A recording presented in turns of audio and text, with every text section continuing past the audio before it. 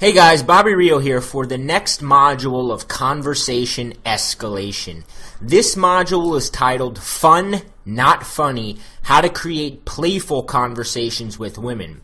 Now, if you know my story, you know that this is something that I personally struggled with, as for a lot of years, I really believed that I had to appear cool to women. I blame it on an uncle of mine. When I was young, he pulled me aside and he said, if you want to get the girls, you got to be the mysterious guy who doesn't say much. And for a long time, I took that to heart, and I really kind of was the quiet guy who sort of thought he was above, like laughing at corny jokes, and was always trying to play it really cool.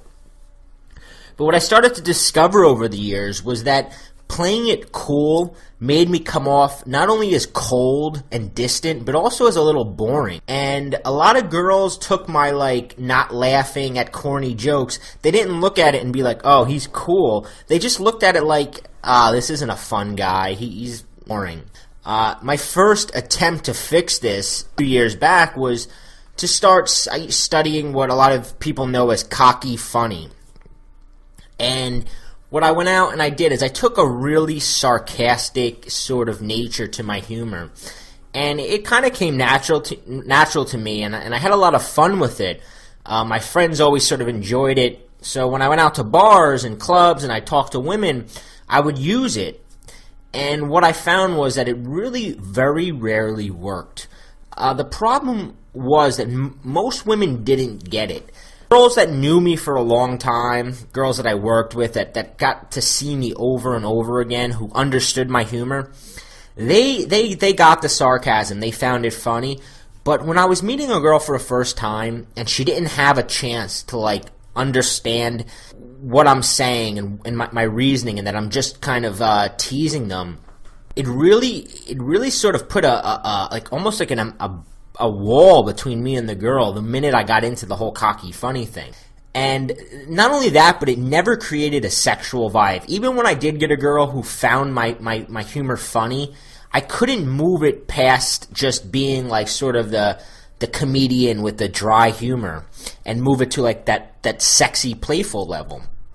So I started paying attention to my friends, and what I noticed was that my friends that did the best with women, the guys who always had girlfriends or always had multiple girls they were dating, the guys who, when I introduced them to females that I knew, the girls would be asking about them later, the guys basically I was jealous of. I started watching them to see what they were doing, and what I realized was that they weren't really that funny. They made girls giggle a lot, but they very rarely said anything that was just downright cracked everybody up. Their humor was even a little childish, and at first I kind of found it lame, and I struggled to understand why it was working. But the fact was, it was working. So let's talk about why fun works, why being playful with women works. Why does it get women to become attracted to you? Why does it make conversations flow easier? Why is it the perfect climate for seduction? I really believe that fun and playfulness is the perfect climate for seduction for a few different reasons. Number one, it breaks down barriers. When you're trying to be too cool, a woman's barrier goes up. She sort of knows what's going on. But when you're just having fun with her, she loosens up. It's sort of like when you're having fun with your friends, you let your guard down and you don't protect yourself as much because you're with friends. Well, when you get a woman thinking like that, she feels like she's just with a friend, she no longer has that defense mechanism up of, I can't let this guy see a side of me. I have to protect myself. And because she lets that guard go down, it allows you to get sexual quicker because you can begin referencing sexual things and bringing in sexual topics to the conversation because it's in the vase of fun. The two of you are just having fun together. And it also allows you to get physical.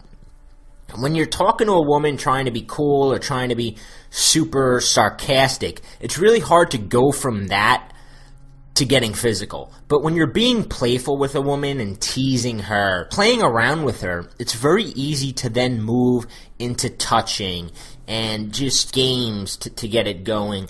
And we're going to talk about a bunch of the different ways you can actually do this.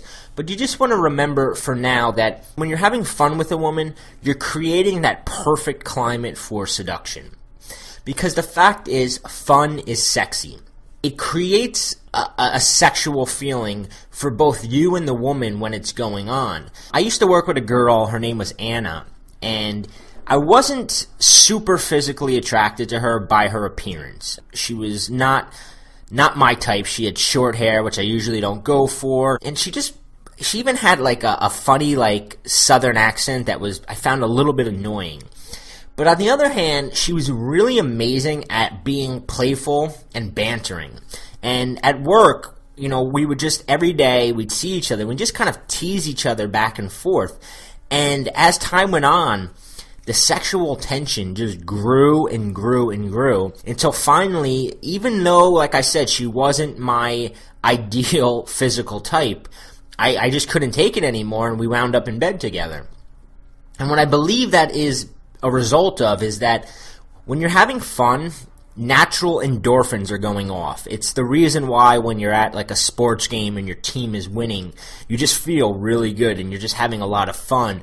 Or when you're on like a roller coaster and you're just having a lot of fun, you feel on top of the world. It's because of these chemical reactions, these natural endorphins going off in your mind. And what those are is they make you feel good. So when you're having fun with a girl, she starts feeling that chemical reaction of just feeling good around you.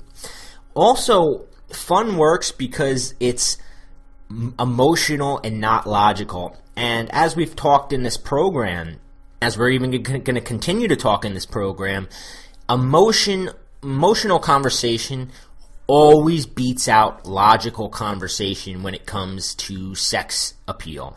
Sex appeal and what women find sexy is 100% based on the emotional reaction that they're experiencing. It has nothing to do with the logical reaction that they're experiencing. There's nothing you can say on a logical level that will make a woman feel attracted to you. You have to trigger her emotions. And what we're going to be talking about throughout this entire module of Fun Not Funny is triggering those emotional hot buttons through being playful. Another reason that you want to really work on this is because it is the nature of flirting. As I talked about with Anna and our sort of back and forth banter, that is flirting. Teasing is flirting. And when you're talking to a woman that way, she knows that, hey, this guy is attracted to me. When you're being funny with a woman and you're making like really witty remarks, she doesn't necessarily know that you're attracted to her. It's kind of strange. It's like the less you try to be funny and you just try to be playful and fun with a woman, she knows the game. She knows what's going on, but she's enjoying it, so she doesn't have that guard go up. It keeps her in the moment as well. Let's say you're playing a game of basketball or football, and you're in the moment, and you're just having a good time because you're not thinking about other things. You're just stuck right in the moment. Well, when you're creating that fun vibe with a woman, you're in the moment with her, and it creates that you and me vibe. And I'm going to be talking a lot about how to create the you and me vibe throughout the rest of this module. But for now, just keep in mind that having fun with a woman creates that you and me vibe. The same way when you're playing a basketball game and your teammates, you sort of have that you and me vibe with your teammates. Having fun creates that with a woman. Now, why doesn't funny work? A lot of people think, well, funny guys get girls. Fun guys get girls. Yes, funny guys, and like I said earlier, when a girl knows you really well and she knows what kind of humor to expect from you, it's going to work. I mean, girls do like funny guys. They like Jon Stewart, and they like guys like Vince Vaughn who have that sort of sarcastic humor. But these women have had a chance to get to know that humor over long periods of time. If Jon Stewart went out to a bar and nobody knew him and he just went right into his sort of dry, sarcastic humor, it's not going to create attraction with a girl. The reason is because a few things is that humor is subjective. I mean, what one person finds funny isn't what other people find funny. Some people find Adam Sandler type of stuff funny, that like really sort of childish humor, immature humor. Some guys find that ridiculously funny. Some girls find that ridiculously funny, and other people don't. Some people find TV shows like Curb Your Enthusiasm hilarious, or It's Always Sunny in Philadelphia. And then there's other people that just find it ridiculous, and they couldn't see why you would laugh at such kind of stuff. So you don't really know what a girl is going to find funny. Whereas fun is not subjective. Fun conversation is fun conversation, and generally anybody's going to enjoy it. You know, I kind of realized this with humor is that I have a comedian that I find hilarious, Bill Burr.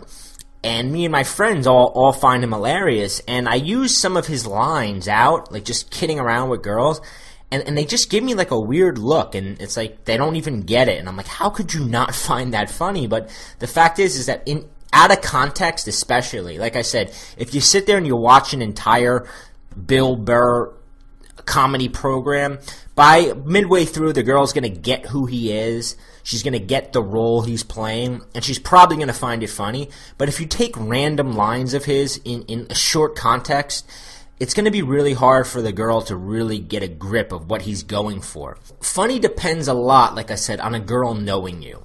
And when they don't know you, if you bust out sarcasm or dry humor, it can really kill momentum. Or if you bust out, you try to like be really funny and she doesn't get it, it can kill the mood. If you're going to, you're having a really good thing with a girl and you say something you think is really funny, she doesn't get it, it's a disconnect. All of a sudden that rapport that you've created, it sort of has a gap in it. It's not the good kind of gap that the girl wants to fill again. It's almost like whoa, who is this guy? What did he just say? What did that just mean? Why is he laughing and I don't get it? I don't find it funny. And you risk that when you're trying to be funny with a girl. The thing is that when you change your mentality to fun and not funny, it's actually easier because you don't have to think quick. You don't have to have the best joke. You don't have to be super funny. And like I said earlier, it's universal. Except for girls who are completely lame, every girl you talk to is going to find this playful sort of humor that we're going to be talking about, these playful types of conversation, fun. Like I said earlier, it relaxes both of you. It makes things flow easier. Like I said, when you're with your friends, you're not struggling to think of what to say. You're not struggling to make them laugh. Because you're having fun together, things just start flowing. And when you're having fun with a girl, it helps things just flow. But ultimately, why fun is the most important is because it's the ultimate currency.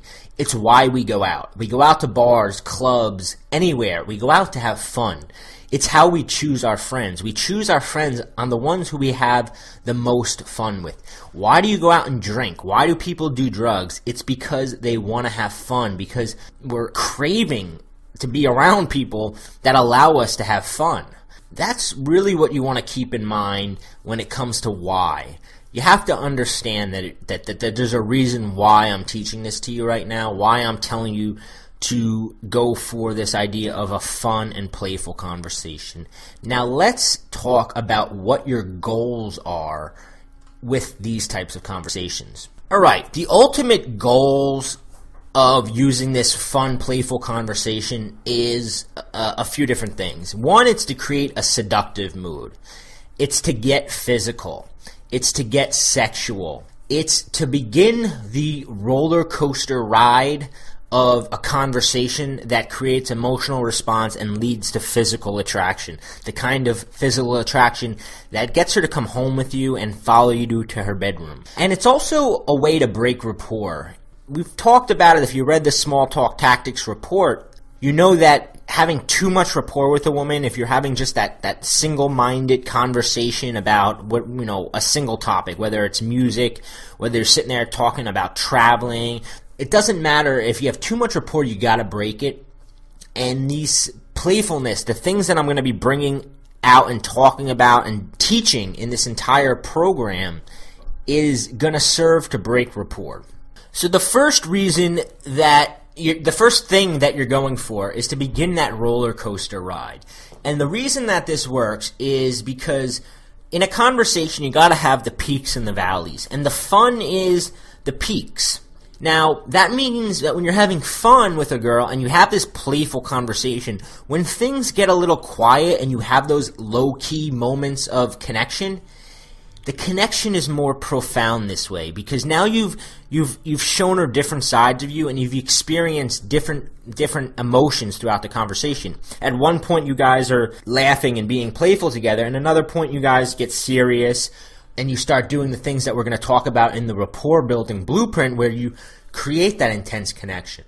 You must mix these moments in. You've got to have a mix of complete playfulness with a mix of rapport building, and then you also have to mix in, the sexuality and the seductiveness. But in this program right now, we're talking about the playfulness, which when you mix it with the seductiveness and the rapport, it creates the roller coaster ride that a woman needs to feel.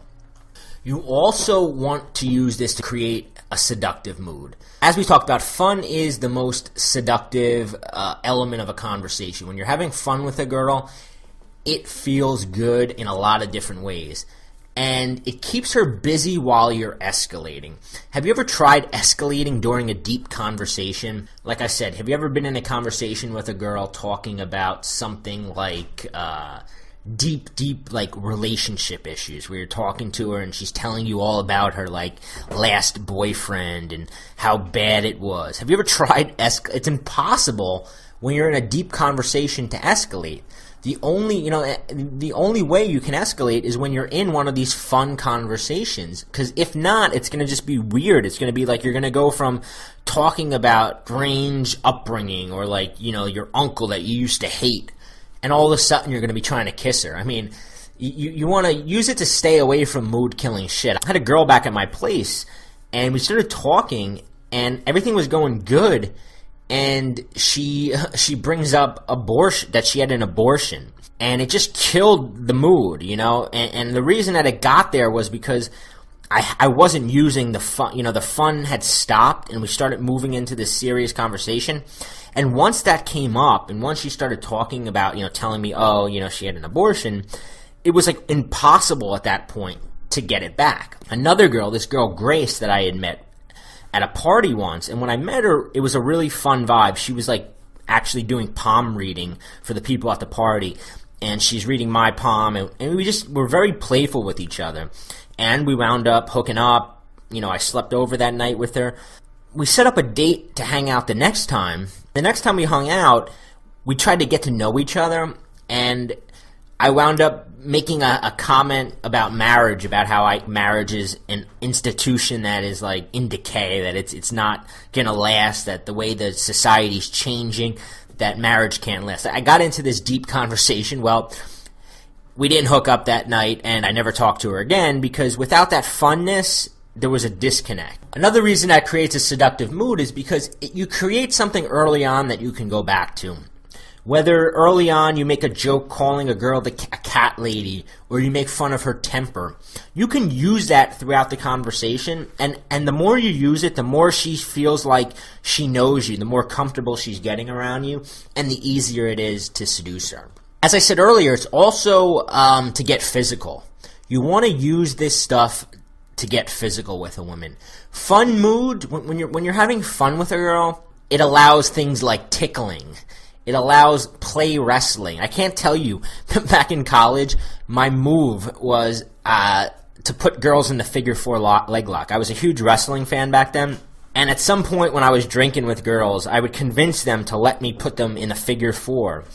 And I would do it, and I would never do it hard, but it would get us on the ground together, our legs intertwined, and 9 out of 10 times it wound up with me on top of the girl making out. That's your goal with this stuff. Getting physical is easy when you're playing with a girl and you're teasing her. You can do things like, giving her a slight push, not like, a push in a mean way, but just playfully pushing her, pillow fighting with her, even dancing, even like goofy dancing works. Back in college, I used to have a lot of parties at the house that I lived in, and we used to play 80s music, and the reason 80s music worked so well was because it was fun. A lot of other people, they're like, well, why don't you put on dance music or club music that all the girls like? I'm like, no. The girls say they like club music, but when you put that on, it's like they go into their own sort of world. But when you're playing this cheesy 80s music, it gets all the girls just laughing, having fun, and even the guys that don't know how to dance, they can get in on the action. They can start kind of goofily dancing with the girls, and next thing you know, you're getting physical, you're making out with them, and you progress towards the next role, which is to get sexual. As we're going to talk about in this entire module, it's very easy to bring up sex with a girl when she's giggling. If you're having that conversation about, the uncle that you hated growing up, or about, one of her ex-boyfriends that she hated, it's really hard to bring up sex. But when you're laughing back and forth and she's giggling and you're just having this playful conversation, it's very easy to bring up sex. It's also easy to get her back to your place under the guise of fun. If you've been having fun with her all night, it's a lot easier to keep that momentum going and get her back, because she's just going to be like, okay, we're just going to go back and have some more fun. It doesn't trigger that alarm in her brain like, oh, when I get back to his place, he's going to put the moves on me. I mean, she knows it. Don't get me wrong. She knows the deal, but she allows it to happen because she's having fun and it's being done the right way. So how do you know if you're doing it right? How do you know that this fun that you're creating is working? When she says things like, I hate you. I hate you is one of the best lines in the world. I hate you. You're such a jerk. If she says this with a smile or a laugh, you're doing it right. If she jokingly hits you, like if she starts like hitting you, and whether it's like lightly slapping you or just grabbing at you, you're doing it right. If she starts playfully making fun of you, you're doing it right. And the thing is, when a girl starts playfully making fun of you, you gotta come out on top. As we're going to talk about in the banter workshop in this program, when a girl starts making fun of you, you gotta come out on top. And you can do it by saying something like, you keep that up, little girl, and you're going to get spanked. But when she's making fun of you, that means she's teasing you, and that's her way of flirting with you. You know you're doing it right when you become teammates. When you're the one she wants to tell things to. Like when you're in a group of girls or a group of people, and she's like whispering little jokes to you, you're doing it right. When something funny happens and she looks to you for, to make eye contact with, you're doing it right. At this point, though, you've got to begin moving towards seduction. Once you're doing it right, and once you see these things like her telling you she hates you and hitting you and making fun of you and kind of wanting to tell you things, you got to move towards seduction. At a certain point, you have to know that it's time to escalate. And when you get any of these things, when you see that you're doing it right, escalate. Go into the seductive mode. So, now we've discussed why this works, and we discussed what your goals are with it. Now let's talk about what playful conversation actually is. So, what is this playful conversation? What is fun conversation, and how do you bring it into your conversation? So, the first thing I want to talk about is this idea of turning your interactions with women into romantic comedies. If you go through a girl's Facebook and look at the movies she lists, there's going to be a lot of romantic comedies. These movies make millions and millions and millions of dollars every year, and it's not because guys are dragging their girlfriends to see them. It's because this is what girls choose to see. This is what entertains them, and this is what they find fun, and it's also what they find romantic. So as you're talking to girls, you want to sort of create the environment of a romantic comedy. Now, one of the elements is this idea of bantering with girls. I'm not going to get into bantering now because we have an entire workshop as part of Conversation Escalation on bantering. So let's talk about some of the other elements of romantic comedy. The first is that there's multiple storylines. It's never just what's going on with like the guy and the girl. There's always different things going on. And you want to bring that into the conversation. You want there to be multiple things going on. I'm going to talk about in the next section how to do this with ideas of creating, the you and me vibe with her. But you want multiple storylines and multiple characters. And a lot of these have stereotypical characters. So you wanna find people that can be a part of this little movie you're having with her. Whether it's like, a nosy person eavesdropping on your conversation. Whether it's like the drunk guy hitting on her, whether it's, you know, her best friend she's mad at. You always want other people involved, because a romantic comedy is never just the guy and the girl. There's always a lot of other elements to it. Romantic comedies are a lot of misinterpretations, which I'm going to talk about in depth in this program.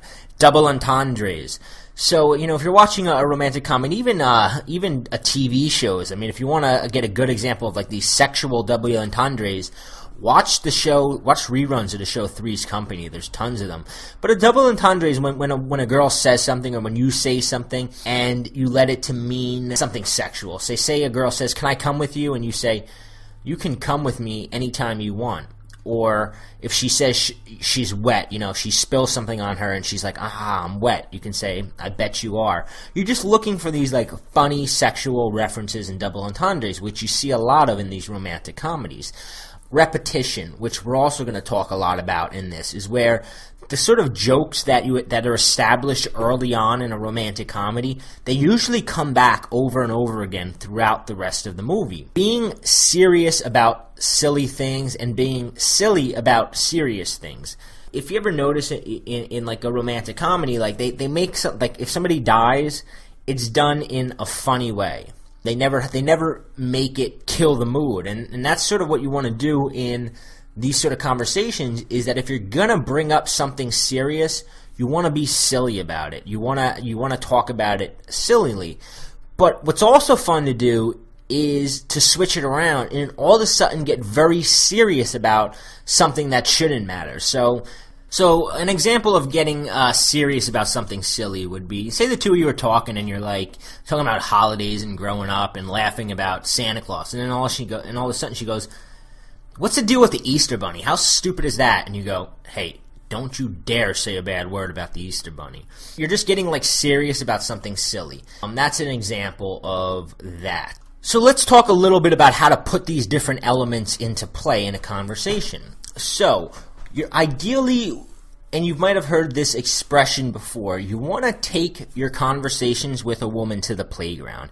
You want to be back on the playground with her like you're two kids in the 4th grade teasing each other and just having fun. So how do you do this? As I talked about in the little elements of romantic comedy, is this idea of repetition. One of the things kids did when they were little was repeating things over and over again. Well, you can continue to repeat something like a rumor or a false accusation. Here's an example of something that I did.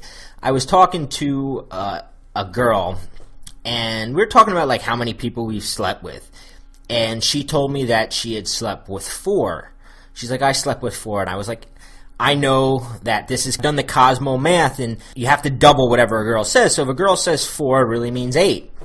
So for the rest of the time that I known this girl, like I would always go back to it occasionally. So who was the 8 guys? And, you know, I would name them and, you know, try to guess who the 8 were. And it was just a funny thing that, like, I always could go back to, like that she slept with 8 guys, even though she swears she slept with 4. Or say you're talking to a girl and she moves the chair and it squeaks. And it sounds like a fart, but, you know, you both know it was the chair.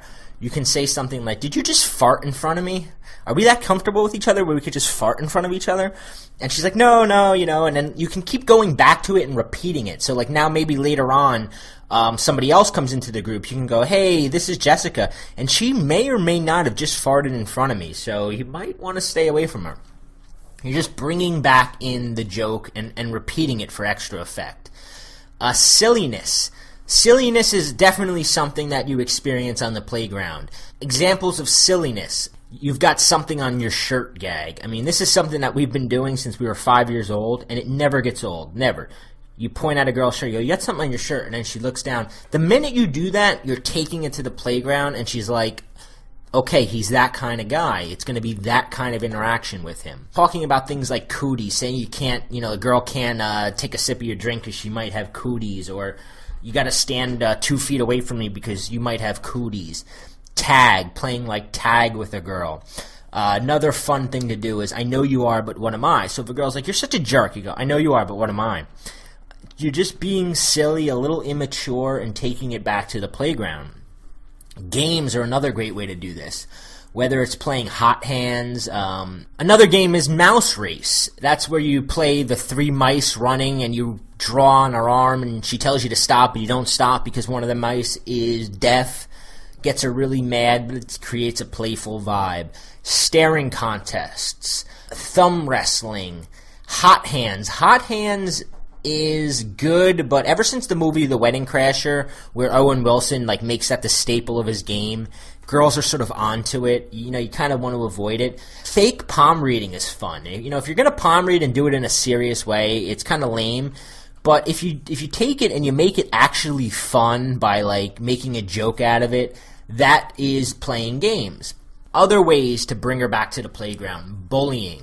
Bullying is when you're just you're being the bully to a girl. Maybe you get in her way, so she says she's got to go to the bathroom or get a drink, and you just keep standing in her way so she can't get by you. Maybe you instigate a fight between her and someone else. You're like, oh my god, this girl was talking so much smack about you. And you do it in a joking way, so everybody knows you're joking, but you're just playfully instigating a fight between her and one of her friends, or someone that she knows. You can take her hand and touch a guy's butt. That's something that I absolutely love to do. Once I'm comfortable with a girl, there'll be a guy, preferably if it's an old man or somebody that makes it even funnier. If it's just a normal guy, it's not that great, but if it's an old guy and you take a woman's hand and you put it on the old guy's butt and he turns around and you it just drives girls wild, and they I hate you, but you're that's how you know you're doing it right, when you get the girl saying things like I hate you. Teasing her that she likes the dorky guy in the corner. So if there's a really socially inept guy in the room, you can tease her that that's the guy she likes, and you can continue bringing it up later. As I said earlier, repetition. Repeat for extra effect. So if you're teasing her that she likes the guy in the corner, continue to bring it up throughout the night. These are all examples of bringing it back to the playground. I'm going to go more into detail on how to actually implement this stuff in a little bit, but before that I want to talk a little bit more about other examples of what this is. Other examples is this sort of lowbrow humor. Lowbrow humor is, it's sort of like the dumber humor, and you're sort of playing the dumber guy. Examples of this are doing things like stating the obvious. So if a girl is, you see a girl crying in the corner, you can go, you think she's sad? You're just saying something that's stupid funny. Or if the girl's really short, you're you're kind of short. You're stating the obvious. Getting absurd. Absurdity is great lowbrow humor, and we're going to talk a little bit more about absurdity later on, but I want to give you a little taste of what absurdity is. Example of absurdity is massively exaggerating a number. So if a girl asks you how many girls you slept with, you can say 6,493, or was it 6,394? I don't know if we should count her.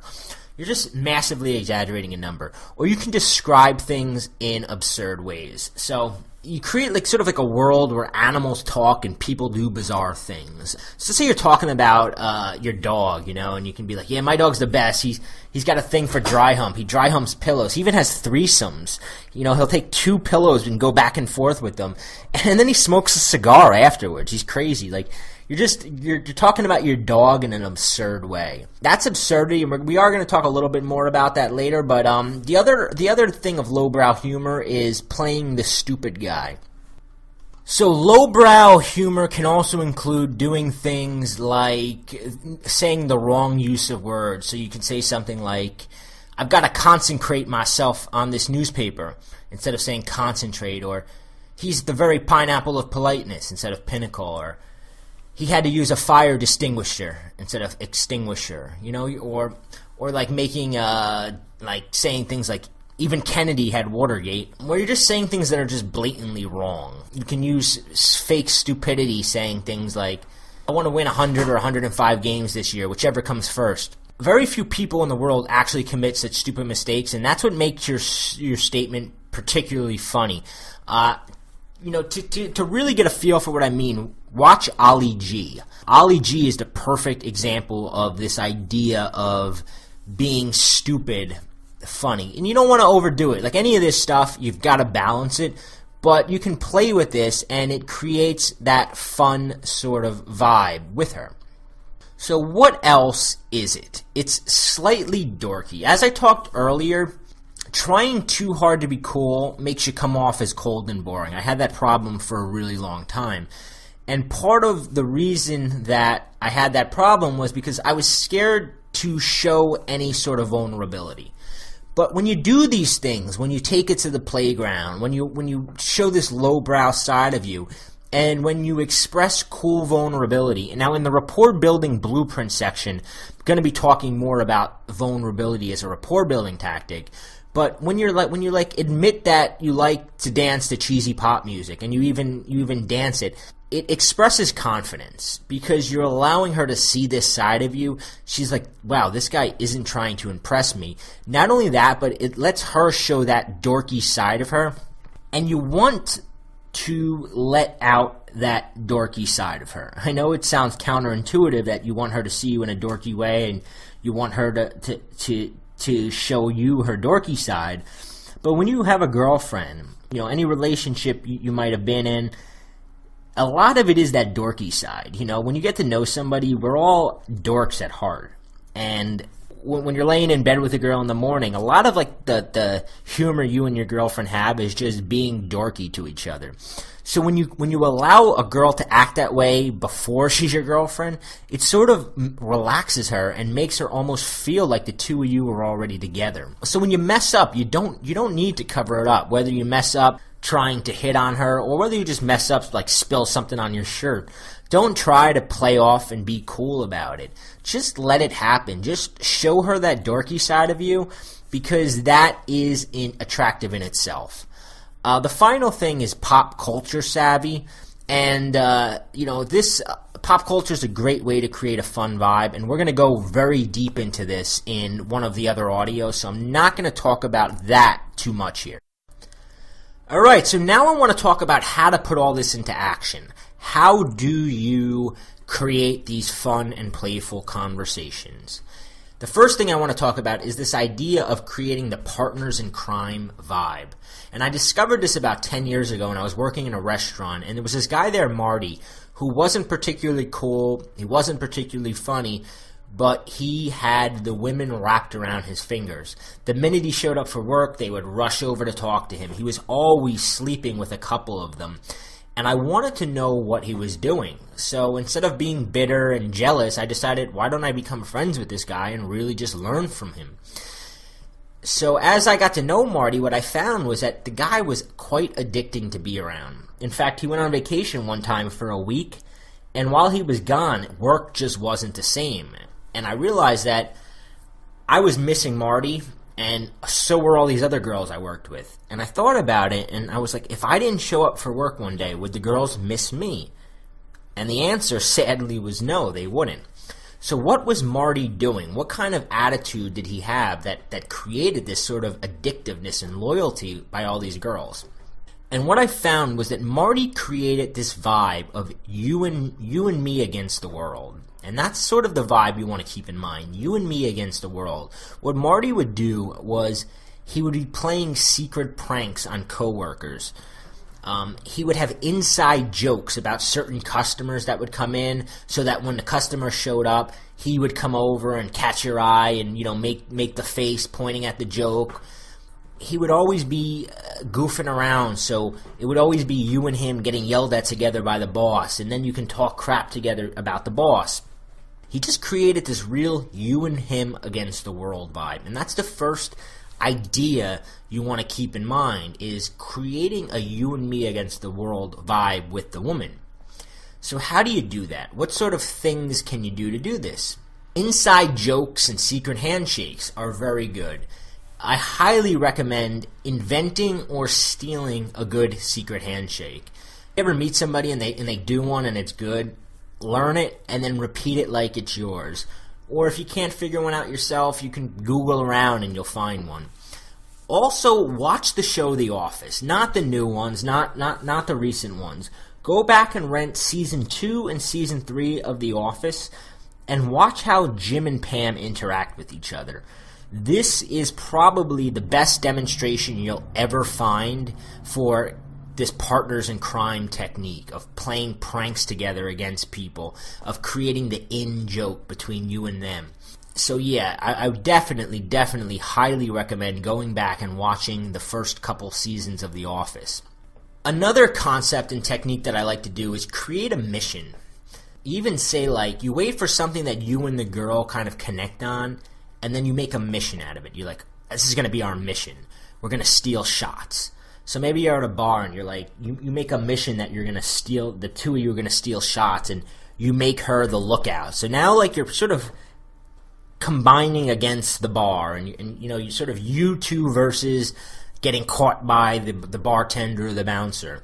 You're together in this mission. Or the mission could be just some imaginary role play. So for instance, say the two of you are talking about Cavariccis. You know, if you grew up in the 80s, you know what Cavariccis are. Maybe the two of you are talking about Cavariccis and how much you used to like them, and you can like make it your mission. Like I'm gonna make it a mission. Let's make it our mission to bring Cavariccis back. Like, and you can sort of role play out this idea of the two of you together making this certain brand of clothing cool again, or a certain hairstyle, whatever it is. You're looking to find something to be your mission. Another thing to create that partners in crime, you and me vibe, is to find a common enemy. So maybe it's a drunk guy that's bothering a girl, and then while she's talking to him, you can give her like the help me eyes. Even back in college, me and my buddies, we used to have this thing called Help Me Brother. And it was, if we were getting stuck in a corner talking to a girl we didn't want to be talking to, we'd make a little like cross our arms like and give the Help Me Brother sign, and it meant that the guy had to come and save you. So just teaching a woman that, like, hey, this is the Help Me Brother sign, and you have her do it, and now when she's talking to a guy, you give her like the Help Me Brother, or if you're talking to a girl, you can give her the Help Me Brother sign, and now it just creates that familiarity with each other. Creating a common enemy could be something as simple as bashing like a TV show you hate. Maybe you both hate the Jersey Shore, so you can make fun of it together. Maybe you hate DMV, go into the Division of Motor Vehicles, and you could just talk shit about it.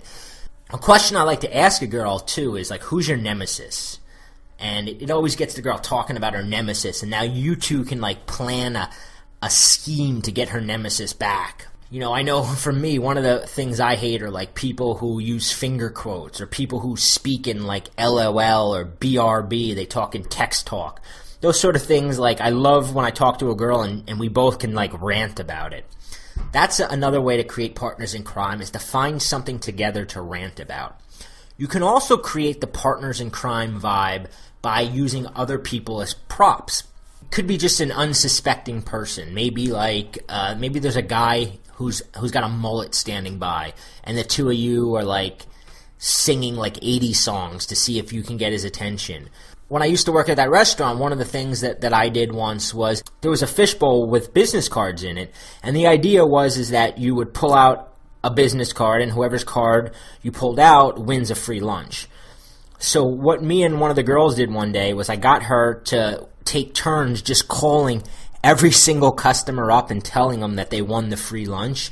So now our work the next day had like 20 people coming in to claim the free lunch, and me and her the whole time were just cracking up together, like just dying, and it just created a really good vibe from each other. Say that there's a girl at a bar that you want her to save you from. So, you know, one time I was at a bar and my crazy ex-girlfriend showed up, and I made it like the girl I was talking to, I made it like her job to like hide me from my crazy ex. Just fun things like that create that partners in crime mentality. Now, if you don't fully understand this partners in crime, like I said, go back and watch Season 2 and Season 3 of The Office, the American version for you people over living in England. And you'll get a real good idea by watching how Jim and Pam interact, this idea of creating the partners in crime vibe. So let's talk about the next way that I like to make my conversations fun and playful. Being too honest is a great way to take a conversation fun. Maybe you can bring up something annoying they did earlier.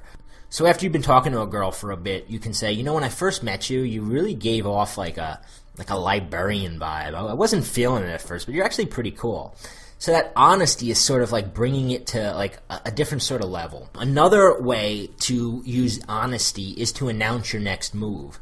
So maybe you're talking to her about getting her number. You can say like, don't worry, I'm only going to call you like 10 times a day. Or you can do something like I had this little sort of imaginary role play I used to do where I talk to a girl and go, this is like good, but I feel like we're just going to go out, we're going to have really great sex, then we're going to get bored, start to cheat on each other, me with one of your vulnerable friends, you with some Latin guy. So why don't we just skip all the trouble and just go home with each other right now? That's just a fun way to like create this role play of sorts, to be honest, to let her know your intentions. Guys are really scared of letting a woman know their intention, but the thing is that once you let your intention be known and you're playful about it, it's really hard for her to deny it. When you've made a joke about going back to her place to score or about calling her 10 times a day, what you're really doing is you're saying to her like, duh, I'm not that stupid, I'm not going to call you 10 times a day, but you're doing it in a fun way. You're sort of displaying social intelligence. So what other things can you bring into a conversation to make them fun? Stereotyping. Stereotyping is really fun because you're sort of saying things that you shouldn't be saying, whether it's slightly edgy or whether it's just sort of goofy. And anytime you're doing that, anytime you're bringing up something that like is a little unsaid, it creates a little tension in the conversation, which is the good kind of tension. So what is stereotyping? It's really just either simplifying, distorting, exaggerating, or generalizing. So simplifying would be like, the other day me and my buddy were out and we start meeting some girls and it turns out they just came from their soccer game. They're in like they're on a soccer team. So we immediately went into like, are you girls lesbians? And we just simplified it and generalized that these girls had to be lesbians and did it in a funny way, and then we'd keep going back to it later throughout the conversation. Distorting things like women are sex objects, making that stereotype. Exaggerating things like the dumbness of blondes or that Italian girls talk with their hands. Making generalizations like Canadians say "eh," or that old people are bad drivers, or that hillbillies marry their cousins. All these sort of stereotypes are like fun things you can bring into a conversation, especially if it turns out that the girl is like Italian talking with her hands. You can make fun of it and exaggerate, or if she's blonde, or if she is from the certain part of country that hillbillies are from.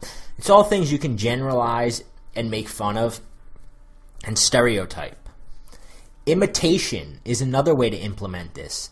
I love imitation. My girlfriend has a Colombian accent, and for as long as I've been with her, I imitate her accent in an exaggerated way, and it cracks her up every time. And even though, every single time it gets her slapping me and saying, stop it, I hate you, but it never stops working. The best thing to do is imitate her. Girls love this. You can find something that's cute yet funny about her. Maybe it's that she talks with her hands. Maybe it's that she says like a lot, like I do, like, and you can just make fun of her, like her Valley accent. Or maybe she's gotten a little seductive with you, so you can imitate her getting seductive. Imitating her is really good as long as it's good-natured and fun and you're not imitating something bad about her. You can also imitate somebody nearby. Maybe a guy that is staring at chicks. One time I was out at a bar, and there was a guy, and there was girls dancing on the bar, and the guy was just like staring at them, amazed. And I was talking to this girl, and we were kind of laughing at him. So what I did was I walked over next to the guy, and I just imitated him, and I just stared at the girls just like he was. And it had the girl just cracking up. She just loved it. When I came back, she's like, "You're so bad." And it's just a fun way. It got us both in a good mood. Other things. Faking an accent is great. I'm American, and girls in America, they love Australian accents. And me and my buddies, we would go out and we would just fake an Australian accent when we're talking to girls and then try to pretend like we're from another part of we're from another country. One time we were down in Ocean City, Maryland, and my brother and one of my friends were like in the middle of this set of like 4 girls running the Australian accent, telling these girls they were from Australia. The girls were buying it. And then all of a sudden the girls' husbands show up. It turns out they were married. And a couple of my friends bolt. and my brother gets stuck there in his Australian accent. And it turns out the guy knew about Australia, and he starts asking him questions like, who's the prime minister and what's the capital, and he couldn't answer any of them. Finally, he just like dropped it and left. But fake accents definitely crack girls up. You can do, any kind of accents. There's websites you can go to and find different accents to perfect. Maybe it's like a Southern accent. Maybe it's a New Jersey accent. Maybe it's an Australian or an English. Any kind of fake accents, imitating them, it's just a fun thing to do in a conversation. Another thing to do is never reply directly to what she just said. It's a great way to keep a conversation fun. So if a girl asks you something, answer completely different than the question she asked you. And play on her assumptions.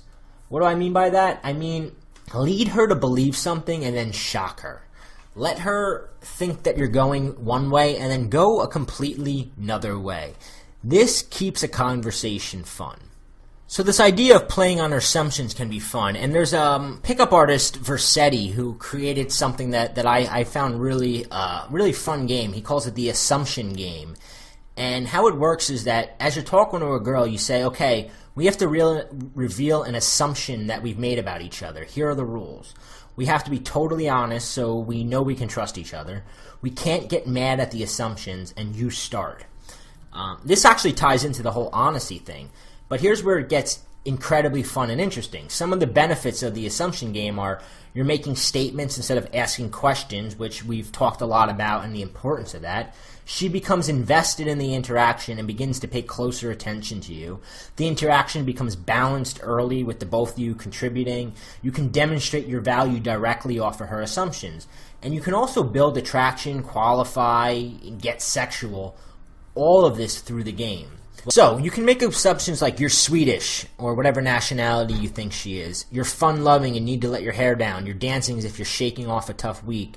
You're very fashion-conscious, very stylish. Then you can get a little more sexual, like you're bitchy, but behind all that, there's this sweet little girl who still believes the magic of love and finding her soulmate. You like being seduced. You're very in touch with your feminine side. When you're with a man that you're extremely comfortable with, you become sexually aggressive and can't control yourself. You never had a full body orgasm. You carry a lot of tension in your body. You can just say all that sort of stuff playing this assumptions game. But it's great to play on her assumptions as well. Like, let her think something and then go the other way with it. Now, as I covered in the Small Talk Tactics report, the use of characters and stereotypes are absolutely amazing for creating fun, playful conversations. If you haven't read the Small Talk Tactics report in a while, or if you've never read it, period, make sure you read that. I go into a whole section about how to use a role to keep a conversation fun and playful, and how to use that role to easily get sexual. So that is covered in the Small Talk Tactics report in detail, so I'm not going to repeat myself here. Speaking of repeat myself, there's this idea of repetition. We talked a little bit about earlier, but I wanted to go a little further into it because repetition really makes a conversation fun, and it really makes a woman feel like she's known you. Because once you start repeating jokes, it gives the illusion of having known each other for a while. So what kind of things can you repeat? Maybe it's a funny exclamation. So you can make funny exclamations, like maybe something like "Hey, oh, hey," or as I'm creating this, one of the most famous ones out there now is "winning." Charlie Sheen's made it famous. So maybe like throughout your conversation, you're just like winning every time you do something that maybe you tease her, or maybe you do something, you get in her way, or whatever you're doing that's sort of winning, you can just say it. Another one is "yeah, not so much." Great thing to say to a girl. Like she's talking to me, she's like, "Don't you like that?" And you just go, "Yeah, not so much." Or you can just give her a nickname, like calling her Skippy. Making Ron Burgundy references. For some reason, if you haven't seen the movie Anchorman is one of the few universally movies where it just seems like every girl loves that movie and can quote it verbatim. So making like Ron Burgundy references like, "I don't know how to put this, but I'm kind of a big deal. I have many leather-bound books and apartments smell of rich mahogany. You're so wise. You're like a miniature Buddha covered in hair. You're just throwing out these references, not like obsessively and annoyingly, but when they're appropriate. Or maybe you sarcastically, and I know I've talked against sarcasm, but you say the word rad. So if a girl's talking to me like, oh, that's rad. Just keep saying the word rad. Or fail. Fail's one of these things, internet fails, that you see all over in like the funny videos. So like if a girl like says something stupid, you can be like, fail. Or if, one of her friends makes a joke that doesn't go over, fail. You can just keep using that fail over and over again. You're looking to create these sort of catchphrases, exclamations that the two of you are now accustomed to around each other. The other idea is that we've talked a bit about already in this program is the idea of misinterpretations. And how you do this is you listen for things she says that you can misinterpret. The best kind are sexual misinterpretations, but you can also misinterpret her as ditzy, as being a badass, as being sex crazed, as trying to impress you, as being paranoid, as being dorky, as being a cute little puppy dog.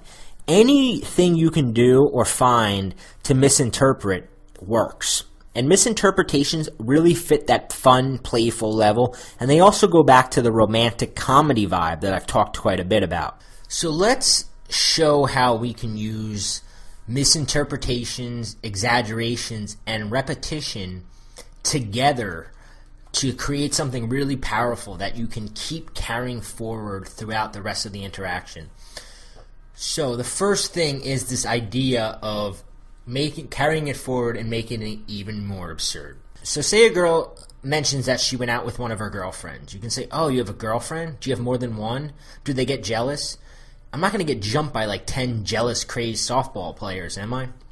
Say you're talking to a girl and she mentions her girlfriend. You can misinterpret it and think lesbian girlfriend. And say, oh, you have a girlfriend? That's so cool that you're open-minded like that.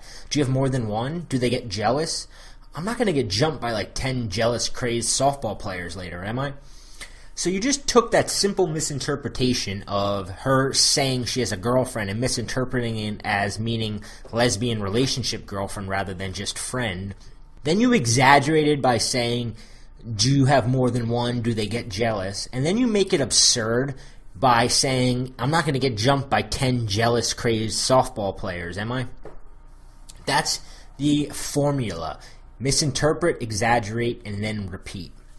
So, you can do this with just about anything you're talking about, and you just look for opportunities. So say you're talking to a girl and she says, man, I really need a drink. Well, if she needs a drink, you can say she's a raging alcoholic who's going to beat her redheaded stepchild while skipping naked in Times Square in a cowboy hat. Then you can just keep going back to it later. So if she says that she's sick of guys, you can say something like, you should draw a big smiley face on a pillow and carry it around, and then just scream at people how they don't understand the love you feel. Either that or you can get some cats. And then go back to it. So in the first example, where she said she needs a drink, and you said, you're a raging alcoholic who's going to beat a redheaded stepchild while skipping naked through Times Square in a cowboy hat. You can go back to it later where, like, if somebody else comes over to talk to you, you can say, you don't have any stepchildren, do you? You better keep them away from her. And just continue to go back to that misinterpretation that you created earlier. So say she's talking about a travel destination. You can say, so is that where you and the pillowcase are going to go on your honeymoon and make little pillowcases? And just continue with this absurd, stupid. I mean, it's relatively absurd and stupid, but the more you continue it, it just gets so absurd and stupid that it's just really fun and really playful. And a lot of times she'll even begin to play along. Another way to misinterpret and exaggerate and repeat is through speculation. Speculate on the reason that she does or says something. So maybe, you're talking to her and she calls you out on a pickup line and she's like, oh, that's a good pickup line. You can speculate and then say something like, oh, are you asking that because nobody usually talks to you? Oh, that's so cute. Or if she tells you, like, I'm going to law school, you can say, yeah, sure you are. Are you just saying that to impress me? Because really you're like a space alien who wants to take me home. Am I going to wake up without a kidney? And then later, to exaggerate it, you can say things like, "Stop eyeing my kidney." So one of the ways to keep this in mind and to sort of implement it is to use the phrase, "You're just saying that because," and then make up some absurd story that you can exaggerate and repeat. "You're just saying that because." You can also misinterpret by finishing her sentences for you. So say she says, "I'm going to go," you can finish her sentence and say, "Get me a drink." Or, "For your information, that pet rock really was your best friend?" Or, "I hate that you can't wear pajamas to the bar and carry your stuffed animal friends around." The more absurd, the better. So finish her sentences. As she says something, right in the middle, jump in and finish it with something absurd. These are fun ways to misinterpret, exaggerate, and then repeat. And the beauty of this is that you can go back to it over and over again throughout a conversation. Now, one of my favorites that I want to talk about finally is to fuck with her. I love to fuck with girls. What does fuck with her mean? It means bullshit her. And this is so great because it shows her that you're in control of the conversation, and it displays like mental superiority, and women love a guy that is mentally superior to them, and not in the like, "I'm much smarter than you" way, but in a way that keeps them on their feet, where they never know if what he's saying is serious or if he's just playing with them. You can do this by testing her gullibility. One of the things that I like to do at some point in a conversation is I'll go, "I have to be honest with you. I'm married with 5 kids at home." And you'll see if she believes you. And the great thing about that particular line is that it serves 2 purposes. One, it tests her gullibility and lets you fuck with her a little bit. But you also get to see her reaction, because if you've just been flirting with a girl and you've done a good job and you've let your intentions be known, if you tell a girl you're married, there's going to be a weird sort of reaction you get from her. And the more offended she is, or the more shocked she seems, the more interested she is in you, and the better you're doing at it. Sometimes I'll tell girls that I'm a French exchange student, and I'll make up some crazy story. It's just a fun thing. Girls get a kick out of that, out of being bullshitted, out of a guy who tests their gullibility. Another way to fuck with her is to play dumb when she's explaining something. You can just keep saying, like, "Can you repeat that?" And at first she's going to like be thinking you're serious, and she's going to repeat it, and then she's going to catch on and she'll be like, "Oh, you asshole."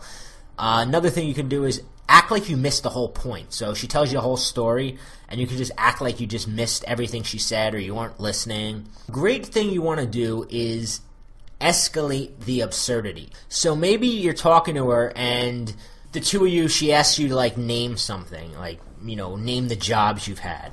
So you can start off saying, so maybe she asks you to name something like the jobs you had, and you can start off with your normal jobs. Like, "Well, I used to wait tables, then I worked in a bank for a little bit, then I was the guy who cleaned up the sperm at the sperm bank."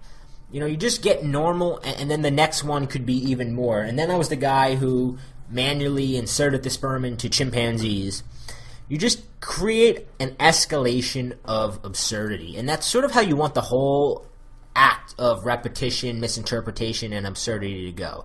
Now, with all these things that I just talked about, the partners in crime, being too honest, stereotyping, imitating, not replying directly to what she just said, creating characters, repetition, misinterpretation, exaggeration, and repeating, and fucking with her. All of these are fun, but you don't want the entire conversation to just be that. And I'm teaching all of these in this lesson here on Playful Conversations, but you're going to want to mix in everything you're going to be learning throughout this entire program with these things. You're going to want to mix the techniques you learn in the rapport building blueprint. You're going to want to mix in the stuff that you learn on bantering, on storytelling. All of the things together combine to make really amazing conversations with women. When you learn little bits, you don't have to actually use everything I'm talking about in this entire lesson. Just take a few of them and start inserting them in the conversation, getting good at them, and you're going to find that it's really easy to create these fun conversations to mix in with the rapport and the sexual stuff that you're also going to be learning. Now I just wanted to tell you how to get started with this. how do you actually take these ideas? And I realize I've thrown a lot at you in this broadcast. I've given you a lot of different concepts and techniques. So how do you take these and put them into action? First thing I recommend is, if there's something you don't understand, dig a little deeper in it. For instance, the partners in crime. If you still don't get it, then actually go and watch The Office and make notes of the sort of things that Jim and Pam do and how they interact, and start thinking, how can I add these to my conversations with women? Another thing you might want to do is start thinking generally in terms of partners in crime. And partners in crime is one of the best things to go out and work on. So maybe you can think of missions you can use. Maybe you can text her a funny message during a meeting. Always be thinking, how can I start a partners in crime vibe with a girl? Some ideas for being able to get absurd and to take it to this fun level. Facebook has something that is called the 10-second interview application, where it randomly gives you questions. And what you might want to do is you might want to just sit there and answer those questions over and over again, so that you develop the ability to answer these sort of things quick with these absurd answers or these misinterpretations or these stereotypes. So as Facebook pops up the question, which a lot of times is a common question a girl's going to ask you, you'll get good at coming up really quickly with these sort of answers. How do you get good at absurdity? One of the things you want to do, absurdity doesn't come naturally to you. You got to start infusing your vocabulary with vivid descriptions. Things like epic, monstrous, Herculean, tiger's blood. I mean, Google Charlie Sheen videos when you finish this, and watch some of the recent Charlie Sheen rants that came out, and you'll see that Charlie Sheen has a knack for this absurdness. Now, I don't want you going out and acting like Charlie Sheen, but you can take some of what Charlie Sheen does and add it to your conversations, because he is entertaining. He's got a nation obsessed with him because he's entertaining. And now finally, the last thing that I want you to do to get started with this is to begin mind mapping ideas. If you don't have mind mapping software, go to xmind.com. They have completely free mind mapping software. You can download it and begin mind mapping ideas. Start with stories you can use, funny situations, stereotypes you recognize. For me, when it comes to like stories, I know that I can tell really fun stories about my sleepaway camp that I went to when I was a little kid. My parents sent me to this camp that turned out to be a nightmare.